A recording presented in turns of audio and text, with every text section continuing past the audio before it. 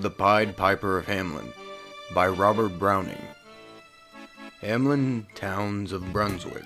By famous Hanover city, the river Weser, deep and wide, washes its wall on the southern side. A pleasanter spot you never spied, but when begins my ditty, almost 500 years ago, to see the townsfolk suffer, so from vermin was a pity. Rats!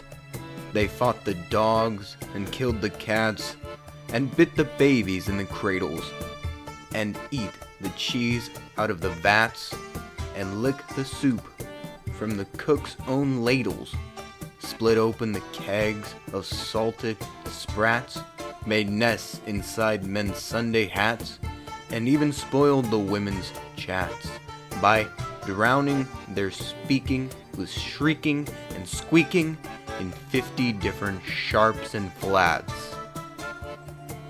At last, the people in a body to the town hall came flocking. "'Tis clear," cried they, "our mayor's a naughty. And as for our corporation, shocking to think we buy gowns lined with excrement for dolts that can't or won't determine what's like to rid us of our vermin. Rouse up, sirs, give your brains a racking to find the remedy we're lacking, or sure as fate will send you packing." At this the mayor and corporation quaked with a mighty consternation. "An hour," they sate in council. At length the mayor broke silence. "For a guilder I'd my ermine gown sell. I wish I were a mile hence. It's easy to bid one rack one's brain. I'm sure my poor head aches again. I've scratched it so, and all in vain. Oh, for a trap, a trap, a trap!" Just as he said this, what should hap at the chamber door but a gentle tap? "Bless us," cried the mayor, "what's that?" With the corporation, as he said, looking little through wonders fat, only a scrapping of shoes on the mat. Anything like the sound of a rat makes my heart go pit-a-pat. "Come in," the mayor cried, looking bigger, and in did come the strangest figure. His queer long coat from heel to head was half of yellow and half of red, and he himself was tall and thin, with sharp blue eyes, each like a pin, and light loose hair, yet swarthy skin, no tuft on cheek, nor beard on chin. But lips where smiles went out and in, there was no guessing his kith and kin. And nobody could enough admire the tall man and his quaint attire. Quoth one, "It's as my great-grandsire, starting up at the trump of Dune's tone, had walked this way from his painted tombstone." He advanced to the council, and "Please your honors," he said, "I'm able, by means of a secret charm, to draw all creatures living beneath the sun, that creep or swim or fly or run after me, so that you never saw. And I chiefly use my charm on creatures that do people harm. The mole and toad and newt and viper, and people call me the Pied Piper." And here they noticed round his neck a scarf of red and yellow stripe, to match with his coat of the self-same check, and at the scarf's end hung a pipe, and his fingers, they noticed, were ever straying, as if impatient to be playing upon this pipe, as low it dangled over his vesture so old-fangled. "Yet," said he, "poor piper as I am, in Tartary I freed the cham. Last June from his huge swarms of gnats I eased in Asia, in the Nazam, the monstrous brood of vampire bats. And as for what your brain bewilders, if I can rid your town of rats, will you give me 1,000 guilders?" One? 50,000? Was the exclamation of the astonished mayor and corporation. Into the street the piper stepped, smiling first a little smile, as if he knew what magic slept in his quiet pipe the while. Then, like a musical adept, to blow the pipe his lips were wrinkled, and green and blue his sharp eyes twinkled like a candle flame where salt is sprinkled, and ere 3 shrill notes the pipe uttered, you heard as if an army muttered, and the muttering grew to a grumbling, and the grumbling grew to a mighty rumbling, and out of the house the rats came tumbling, great rats, small rats, lean rats, brawny rats, brown rats, black rats, gray rats, tawny rats, grave old plotters, gray young friskers, fathers, mothers, uncles, cousins, cocking tails and pricking whiskers, families by tens and dozens, brothers, sisters, husbands, wives, followed the piper for their lives. From street to street he piped advancing, and step for step they followed dancing, until they came to the river Weser, wherein all plunged and perished, save one who, stout as Julius Caesar, swam across and lived to carry, as he, the manuscript he cherished, to Ratland home his cemetery, which was, at the first shrill notes of the pipe, I heard a sound as of scraping tripe, and putting apples wondrous ripe into a cedar press gripe, and a moving away of pickle tub boards, and a leaving ajar of conserve cupboards, and a drawing the corks of train oil flask, and a breaking the hoops of butter casks, and it seemed as if a voice, sweeter than by harp or by psaltery is breathed, called out, O rats, rejoice, the world is grown to one vast dry psaltery. So much on, crunch on, take your nunch on, breakfast, supper, dinner, lunch on, and just as one bulky sugar punch on, ready starved, like a great sun shone glorious, scarce an inch before me, just as me thought it said, come bore me, I found the Weser rolling o'er me. You should have heard the Hamelin people ringing the bells till they rocked the steeple.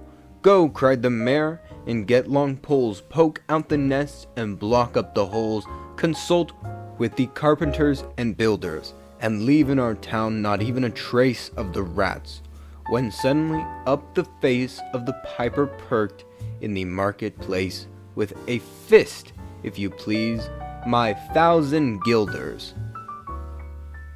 1,000 guilders.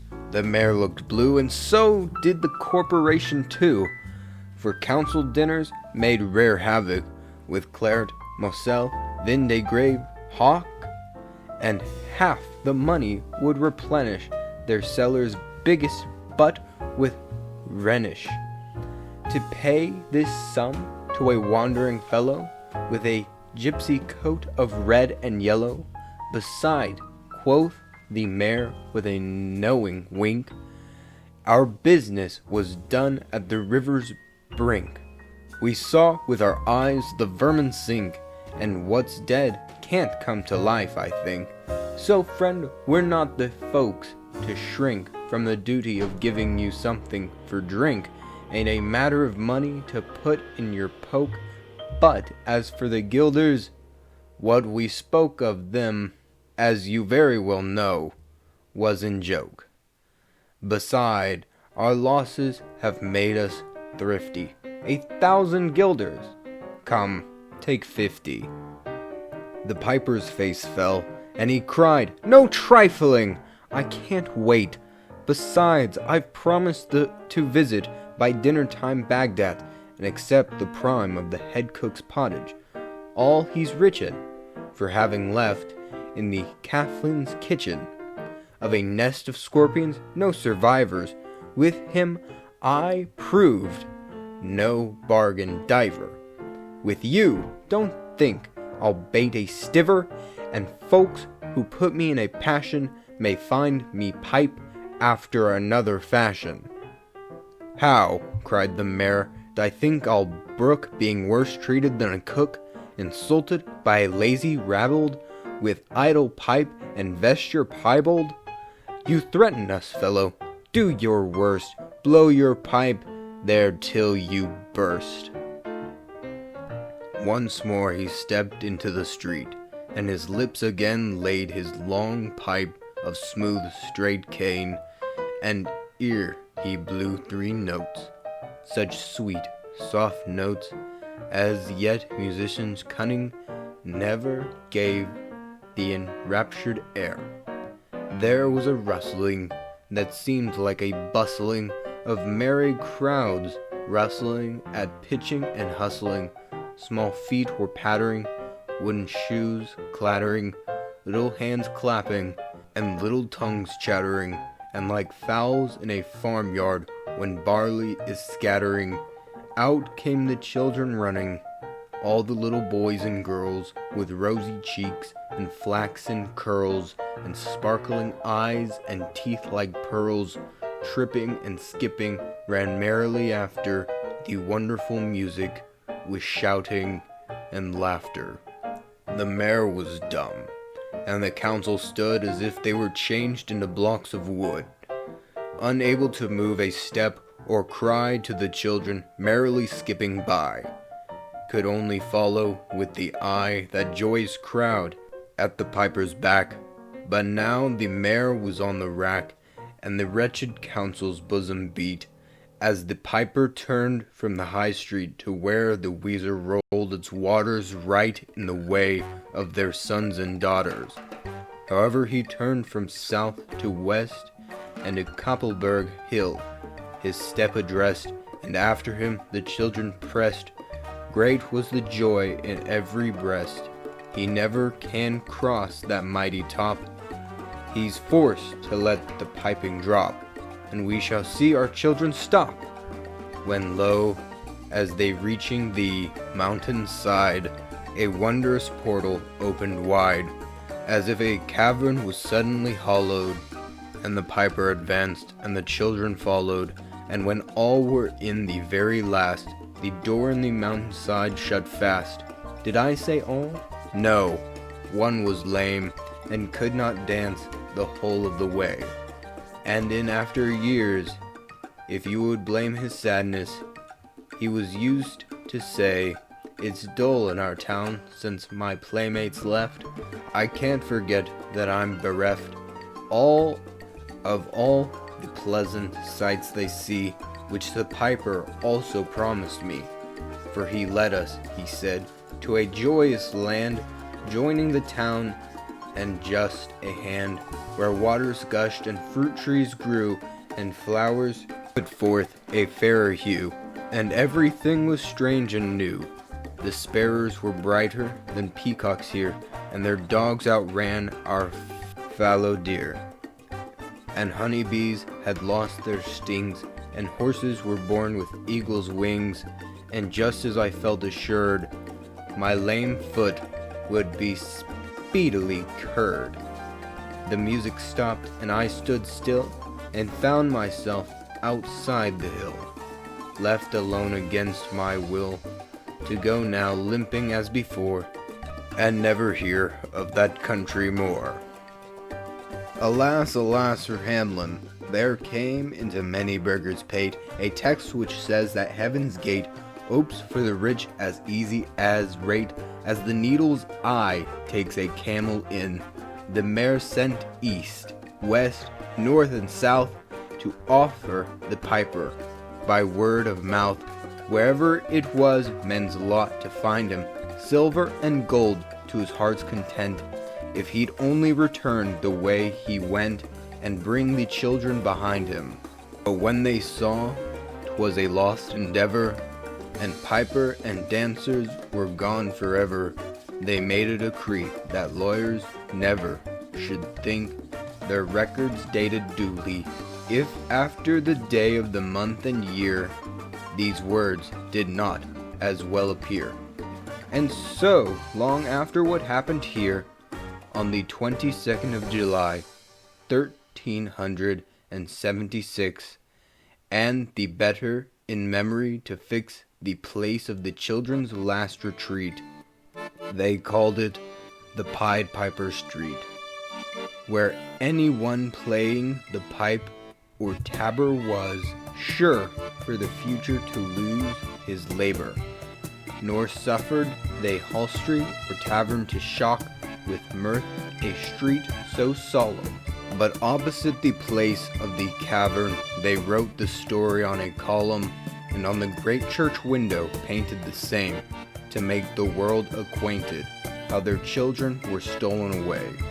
And there it stands to this very day, and I must not omit to say that in Transylvania there's a tribe of alien people who ascribe the outlandish ways and dress on which their neighbors lay such stress to their fathers and mothers having risen out of some subterraneous prison into which they were trepanned long time ago in a mighty band out of Hamelin town in Brunswick land, but how or why they don't understand.